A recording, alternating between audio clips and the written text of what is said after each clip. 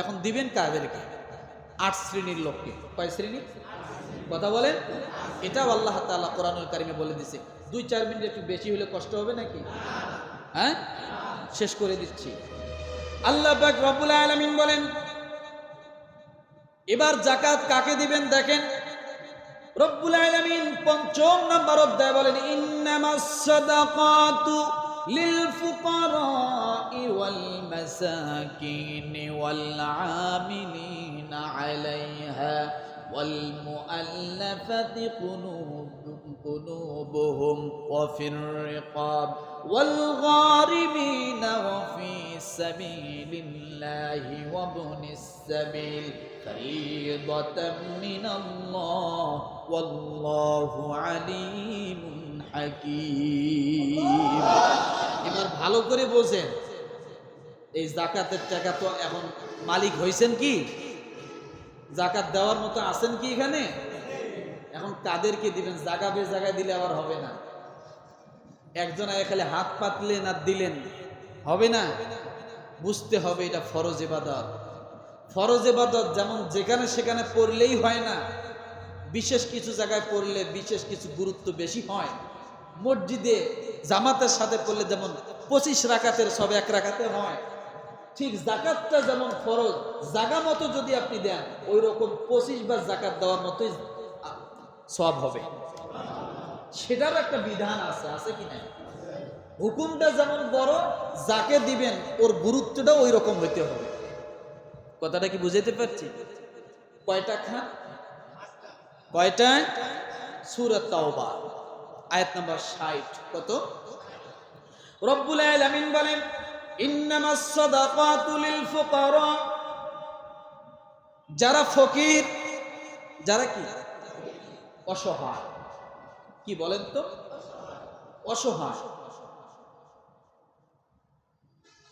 হয়তো বাড়ি ঘর আছে কিন্তু ইনকামের কোনো সোর্স আছে না? ঘর বাড়ি আছে কিন্তু কি নাই? ইনকামের সোর্স নাই। এদেরকে আল্লাহ তাআলা সর্বপ্রথম দিতে বললেন ফকির যারা, অভাবী যারা। দ্বিতীয় নম্বরে আল্লাহ বললেন ওয়াল মাসাকিন, যারা নিঃস্ব। কি বলেন? জোরে বলেন, জোরে। যার ঘরও নাই, বাড়ি নাই, প্ল্যাটফর্মে থাকে। কোথায় থাকে? রাস্তার জায়গায়, সরকারি জায়গায়, খাস জায়গায় বিভিন্ন ভাবে কষ্ট করে থাকে। নদী ভেঙে নিয়ে গেছে, নদীর বাঁধের মধ্যে পলিথিন দিয়া কোন রকম মোড়ায় আছে, স্টেশনের প্ল্যাটফর্মে আছে, রাস্তার সাইডে আছে, জায়গা নাই, বাড়ি নাই। আল্লাহ বলেন এই অসহায় নিঃস্ব মানুষগুলোকে তোমরা যাকাত দিয়া দাও। কয় শ্রেণী পেলাম? ঘর বাড়ি আছে কিন্তু ইনকামের কি নাই? সোর্স নাই। দ্বিতীয় নাম্বার কারে পাইলাম? ঘরও নাই, বাড়িও নাই, ইনকামেরও কোনো সোর্স নাই, তোমরা তাদেরকে দাও। ওয়াল মাসাকিন, নিঃস্ব। একটা হলো অসহায় আর একটা হলো নিঃস্ব। রব্বুল আলামিন তৃতীয় নাম্বার বলেন ওয়াল আমিলিনা আলাইহা, এবং সেই সকল কর্মচারীদের জন্য তাদেরকে তোমরা যাকাত দাও যারা যাকাত বন্টনের কাজের মধ্যে নিয়োজিত, তাদেরকেও তোমরা আগে যাকাত দাও। সুবহানাল্লাহ বলেন। কি বলেন? জোরে বলেন। এখানে একবারে ধনী গরিব অনেক টাকা বেতন পায় এরকম কোনো ব্যাখ্যা করা হয় না। ওয়াল আমিলিনা আলাইহা, যারা যাকাত বন্টনের কাজে কি নিয়োজিত, তোমরা তাদেরকেও যাকাতের টাকা কি করো। কেন ভাই? এখানে অর্থের সাথে সম্পর্ক। আপনি যখন তাকে 5 লাখ টাকা তার হাতের 5টা বান্ডিল দিয়ে বললেন যে তুমি গ্রামে গ্রামে গরিব মানুষ দেখে যাকাতগুলো দিও তো, তখন সে চিন্তা করবে এখান থেকে আমি 1 লাখ টাকার একটা বান্ডিল যদি রেখে দিই তাহলে ঈদটা আমার ভালোই কাটবে। আগে কে নিবে? গরিবরে দিবে না আগে নিজে নিবে? আগে নিজে নিবে না গরিবরে দিবে? নিজে নিবে। এটা কি বৈধ পন্থায় নিল না অবৈধ পন্থায়? আল্লাহ বলেন সে যেন অবৈধ পন্থায় নেওয়ার সুযোগ না পায়। ওই 5 লাখের থেকে ধরো তুমি 1 লাখ টাকার বান্ডিল তুমি তার আগে দিয়ে দাও, 50,000 টাকা দিয়ে দাও, 20,000 টাকা দিয়ে দাও, এই যে তুমি যে এই জাকাত দেওয়ার কাজটা করবা, পরিশ্রম করবা, আমি তোমাকে 20,000 টাকা দিলাম। যখন সে আগে 20,000 টাকা প্রাপ্য হবে, তখন আর ওই দিকে তার কি অতটা আফসোস, যাকেই দিতে যাবে ইস, যদি আমি পাইতাম, এইটা থাকবে না। এই জন্য আল্লাহ বলেন, যারা জাকাত দেওয়ার কাজে নিয়োজিত, তোমরা তাদেরকেও জাকাতের কিছু অংশ দিয়ে দাও, যাতে ওই টাকার প্রতি কি না করে, লোভ না করে। দেখছেন আল্লাহর বিচার কিভাবে। আমার ভাইরা, চতুর্থ নাম্বার, ওয়াল মুআল্লাফাতি কুলুবুহুম, যাদের মন জয় করার উদ্দেশ্যে, এখানে বলা হয়েছে মন জয় করার উদ্দেশ্যে বলতে, যদি দেখেন একটা হিন্দু পরিবার, একটা অমুসলিম পরিবার খুব কষ্টে দিনাতিপাত করতেছে, যদি আপনার কাছে মনে হয় তাকে যদি আমি সহযোগিতা করি, তাইলে হয়তো ইসলামের সৌন্দর্য দেখে সে ইসলাম গ্রহণ করবে। যদি ইসলামের সৌন্দর্য প্রকাশ করার উদ্দেশ্যে যদি আপনি তাকে জাকাতের থেকে টাকা দেন, আল্লাহ বলেন এমন অমুসলিম যদি হয় তাকেও দেওয়া যায়।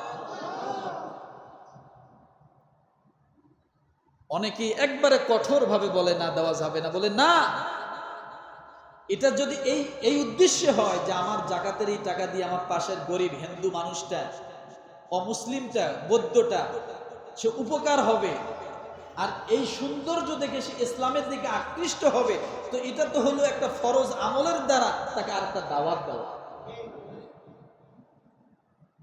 আর সবচাইতে উত্তম পন্থা হলো যদি কেউ নবমুসলিম হয়, কি হয়, এটাই হলো ওয়াল মুআল্লাফাতি কুলুবুহুমের মূল বিষয়। যদি কেউ নবমুসলিম হয়, তাকে তোমার জাকাতের টাকা থেকে দিয়ে তাকে তুমি স্বাবলম্বী করো, যাতে সে অতীত যে সম্পদ রেখে আসছে এটার প্রতি যেন তার কোনো আফসোস না থাকে যে আমি কেন মুসলমান হইলাম, সে তো কিছুই পাইলাম না। ওয়াল মুআল্লাফাতি কুলুবুহুম, মনতুষ্টি করার জন্য, সৌন্দর্য, ইসলামের সৌন্দর্যকে বৃদ্ধি করার জন্য তোমরা এটা করতে পারো। তাহলে এক পালে নবমুসলিম, দ্বিতীয় কি অমুসলিম, যে তোমার এই সৌন্দর্য, জাকাতের এই বন্টনের সৌন্দর্যটা আল্লাহর তরফ থেকে যেভাবে দেওয়া হয়েছে, এটা দেখে যেন সে কি করে, ইসলামের দিকে ধাবিত হয়। আমার ভাইরা, পঞ্চম নম্বর, ওয়াফির রিকাব, দাস মুক্তির জন্য। কিসের জন্য? দাস মুক্তির জন্য। এখন বলেন দাস প্রথা কি আছে? দাস প্রথা নাই, কিন্তু আছে হলো একটা বিষয়। এই দাসের থেকে আপনি একটা বিষয় নিতে পারেন। একজন গরিব মানুষ অভাবের মধ্যে পড়ে গিয়েছিল, কিন্তু বড় লোকের কাছে 50,000 টাকা চেয়েছে মেয়েটা বিয়ে দিবে, অথবা কোনো একটা কাজ করার জন্য একটা বড় লোকের কাছে গিয়েছে, আমাকে 20,000 টাকা দেন, আমি একটা বিপদে পড়েছি। কিন্তু বড় লোকটা গরিবকে টাকা দিচ্ছে না। কেন দিচ্ছে না? জামিনদার নাই। কি নাই? জামিনদার নাই। এখন আপনার একটা কথায় যদি বড় লোক গরিবটাকে টাকা দেয়, আপনি চিন্তা করলেন তাহলে আমি একটু জামিনদার হই, এমন হয় কি হয় না?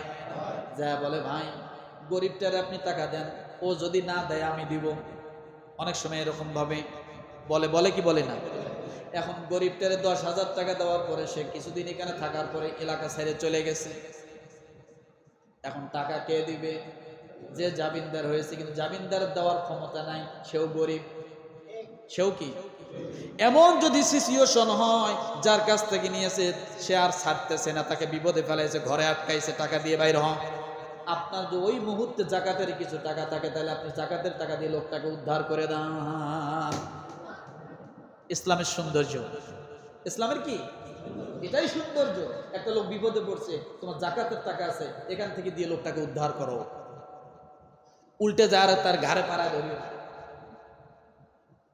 আমার বাইরে 6 নম্বর, ওয়াল গারিমিন, ঋণগ্রস্ত। ঋণ পরিশোধের জন্য যদি আপনার কাছে জাকাতের টাকা থাকে, একটা গরিব মানুষ ঋণ করে একটা ঘর দিয়েছে, আর ঋণ পরিশোধ করতে পারে না, মেয়েটা বিয়ে দেওয়ার সময় ঋণ করেছিল, এখন আর ওই গরিবটা ঋণ পরিশোধ করতে পারতেছে না, আপনি ওই গরিব মেয়েটা বিয়ে দেওয়ার সময় ঋণ হয়েছিল তার ঋণকে পরিশোধ করে দাও। আমরা এটা করি না, জাকাত দেই না, কিন্তু 2 লাখ টাকা খরচ করে উমরা যায় প্রতি বছর বছর। আল্লাহ ঠেঙ্গি দিবে। ফরজ জাকাত না দিয়ে উমরায় যাও, বাটপারি করার জায়গা পাও না। তোমার মতো চিডারের হজ আল্লাহ কবুল করবে না। তোমার বাড়ির পাশে একটা গরিব মেয়ে, টাকার অভাবে গরিব মানুষটা তার মেয়েটাকে বিয়ে দিতে পারতেছে না, তোমার ওইদিকে 10,000 টাকা হাত বাড়ায় না, তুমি 2 লাখ টাকা খরচ করে উমরা যাইতেছো, আল্লাহ টাইনেকে নামাইতেছো কাবার থেকে। আল্লাহ তো সহজ না। রাগ করলেন নাকি? রাগ করলেন? রাগ করলে করার কিছু নেই, এটাই বাস্তবতা। আপনি জাকাত দেন না উমরায় যান, যারা ঘন ঘন উমরায় যায় জিজ্ঞাসা করেন, আমি কসম করে বলছি এখান থেকে সঠিকভাবে জাকাত আদায় করে নাকি দেখেন তো। জিজ্ঞাসা করেন, হাজী সাহেব উমরায় যাচ্ছেন বছর বছর, বলে হ্যাঁ, জাকাত এই বছর কয় টাকা দিচ্ছেন? মাথা নিচু হয়ে যাইবে। মাথা কি হবে? নিচু হয়ে যাইবে। রাগ করবেন না। আল্লাহ দিতে বলছে কোনটা, দিলেন কোনটা? আবেগের নাম ইবাদত না, বিবেকের নাম ইবাদত। আবেগের নাম, বিবেকের নাম। বিবেক করে করবেন সেটা ইবাদত, আর আবেগ করে করবেন এটা শয়তানের কাজ। ওটা যদি মক্কাতেও যাইও হয় লাভ নাই। মনে করেন এখন রোজা, মাগরিবের সময় ইফতার করতে হবে, কেউ যদি আবেগে চলে আমি ইশার পর ইফতারি করব, কি? কেউ যদি বলে আমি ঈশার নামাজ পড়ে ইফতারি করবো অথবা তারাবি পড়ে তারপরে বাসা দিয়ে একবারে খামে, হবে? ওটা আবেগে না, এটা শয়তানের কাজ। শয়তান ওখানে বাড়াই দিছে। রাগ করতেছেন নাকি আমার ভাইয়েরা? তাহলে ঋণ পরিশোধের জন্য জাকাতের টাকা দেওয়া যেতে পারে। 7 নাম্বার, ওয়াফি সাবিলিল্লাহ, আল্লাহর পথে জাকাতের টাকা ব্যয় করা যায়। কিসের পথে? এটার অনেকগুলো ব্যাখ্যা। ওয়াফি সাবিলিল্লাহ, ইসলামী রাষ্ট্রে যুদ্ধের ময়দানে যুদ্ধ করার জন্য, অস্ত্র কেনার জন্য তাদেরকে সহায় সম্বল, যারা যুদ্ধের ময়দানে যুদ্ধ করতেছে, যে দেশ যে রাষ্ট্র, সে দেশে জাকাতের টাকা দেওয়া যায়। তারা সর্বনিয়ত সব সময় কি যুদ্ধের প্রস্তুতিতে আছে। এক, কেউ বই লেখে, তার বই প্রকাশের জন্য সহযোগিতা করে। কেউ ইসলাম প্রচার করে, দিন প্রচার করে, তার প্রচারে সহযোগিতার জন্য আপনার জাকাতের টাকা দিতে পারে। এইভাবে আপনি খুঁজে নেন যে একজন গরিব মানুষ ভালো কোনো কাজে যাওয়ার জন্য ইচ্ছা করছে কিন্তু তার টাকা নাই, আপনি জাকাতের টাকা ওখানে দেন, ওটাই ফি সাবিলিল্লাহ। ওটাই কি? ওটাই কি? যে কাজ আল্লাহর উদ্দেশ্যে করা হয় সেই কাজে আপনি জাকাতের টাকা দিতে পারেন। যদি সে গরিব হয়, ওই গরিব মানুষটাকে আপনি দিতে পারেন, ওটাই ফি সাবিলিল্লাহ। 8 নাম্বার ওয়াবনিস সাবিল। 8 নাম্বার কি? শেষ। 8 নাম্বার হলো অবনিস সাবিল, গরিব মুসাফির। গরিব কি? জোরে বলে। গরিব মুসাফির। এই গরিব মুসাফিরকে আপনি আপনার জাকাতের টাকা থেকে কি দিতে পারেন। এখন মনে করেন আপনার বাসা ঢাকা, গাজীপুর, আপনি চট্টগ্রাম গেছেন, এর ভিতরে আপনার পকেট মারে সব নিয়ে গেছে, কিন্তু আপনি এখন বাসায় যোগাযোগ করবেন এরকম পরিস্থিতি নাই। এখন ওই জায়গার থেকে আপনি ফিরে আসবেন, পারতেছেন না। তখন যদি কেউ আপনাকে জাকাতের টাকা দেয় বা এরকম কারো কাছে যদি জাকাতের টাকা থাকে, ওই ব্যক্তি এই গাজীপুরে যত বড় লোকই হোক না কেন, সে ওখানে যাওয়ার পরে বিপদে পড়ার কেন, সে মুসাফির, আর মুসাফির হওয়ার কারণে তার জন্য জাকাতের টাকা খাওয়া জায়েজ হয়ে গেছে। তাকে আপনি গাড়ি ভাড়া দিয়ে সুন্দর মতো হোটেলে খাওয়াইয়া বাড়ি পাঠায় দেন, আপনার জাকাতের টাকার থেকে এটা করে দিতে পারবেন। বুঝাইতে পারছি? এখন কথা হলো, এই জাকাতের টাকা একটু সময় বেশি যাচ্ছে, রাগ করতেছেন নাকি? আপনাদের সারা বছরে তো অফিস খোলা থাকে, আমি কি করব? এগুলো যদি না বলি জানবেন কেন? অর্ধেক বলে যাবো গা। সারা বছরে অফিস খোলা থাকে, শুক্রবার আসলে আরো বেশি অফিস খোলা রাখেন আপনারা। পাইছেন নাকি? এখন কথা হলো, এই জাকাতের টাকা সবসময় চেষ্টা করবেন নিকটতম আত্মীয়কে দেওয়ার জন্য। কাকে দেওয়ার জন্য? নিকটতম আত্মীয়কে দেওয়ার জন্য। 2, দেওয়া যাবে না কাদেরকে আর দেওয়া যাবে কাদেরকে? আপনি একজন ব্যক্তি, আপনার উপরে যাকাত ফরজ হয়েছে, ভালো করে বোঝেন, আমার দিক তাকান। আপনি একজন ব্যক্তি, আপনার উপরে যাকাত কি হয়েছে? ফরজ হয়েছে। আপনি যাদের থেকে আসছেন তাদেরকে যাকাত দেওয়া যাবে না।